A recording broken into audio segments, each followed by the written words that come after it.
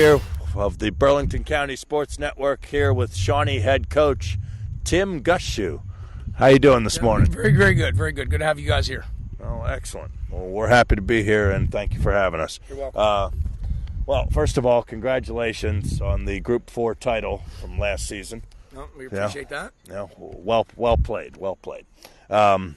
How do you and the returning players feel coming back to work, knowing that every team is now 0-0 and ready to try and take down the reigning champs in Group 4? Well, it's here at Shawnee, we always tell our players that we're the circled game on everybody's schedule. I mean, we always seem to bring out the best effort from all the teams we play, and I think a lot of that is the respect that we've earned, but it's also the respect we have for the other teams in our schedule. I mean, we take everybody very seriously, and consequently, they take us really seriously. So the challenge is you have a veteran team, we have a lot of returning starters, and the 213 total was great, but it's history now.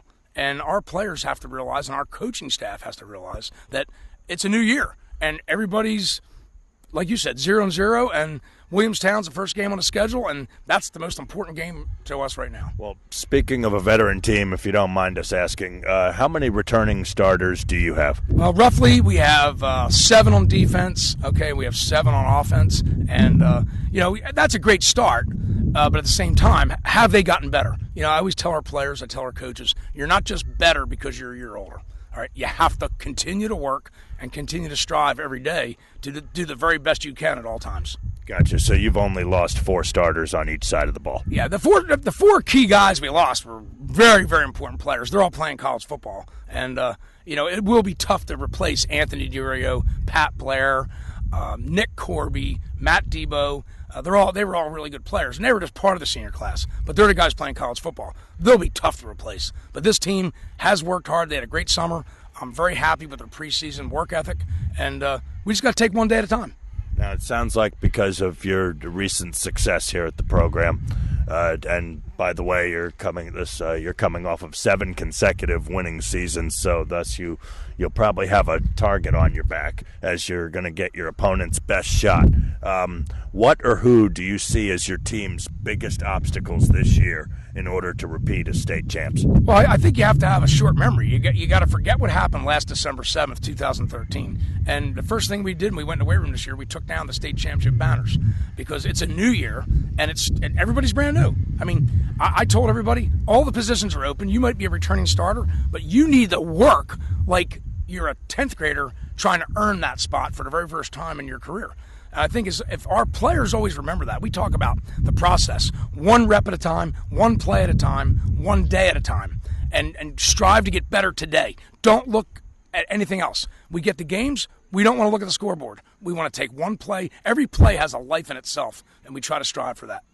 That sounds good, Coach. So with that said, I know the standards are very high here at Shawnee on and off the field. What would you classify as a successful season for this year's team? Well, I mean, there's a lot of ways to measure success. I mean, everybody's going to say, well, a state championship. And we just talked about this in our morning team meeting. We have a meeting every morning. We talk about everything but football. And one of the things I talk about is if the goal at the end of the road is the only thing that was fun, then we missed the boat. We talk about a famous quote from a guy from Pacific Lutheran University, great coach out there, and he always said, the goal isn't the end of the road. The goal is the road. And I want them to, as far as success goes, I want them to grow every day, become better people, become better young men, better students, and along the way, we'll hopefully win a few football games. Sounds good to me, so enjoy the journey. Okay, thank you very much. All right, sounds good. Last but not least, what position group do you see as being the strength of this team? Well, I mean, there's no doubt the defense played an amazing game last December 7th. We have a lot of those guys back. We have like I said, we have to replace some key players. 4 of the key guys playing college ball were all defensive guys. And I think that's going to be a big step. We have to see where it's going. Offensive line, we have 3 starters back, but we got to find a left guard and a left tackle, and we're still searching. But there's good effort from the other players, so someone will emerge. Sounds good to me. Now, with that said, which individual player do you see as having the most having the potential to have the biggest impact on this? That would be a very difficult question to answer. I wouldn't be able to answer that right now because I think collectively, here's our philosophy at Shawnee is we're only as strong as our weakest link, and we have a lot of good players.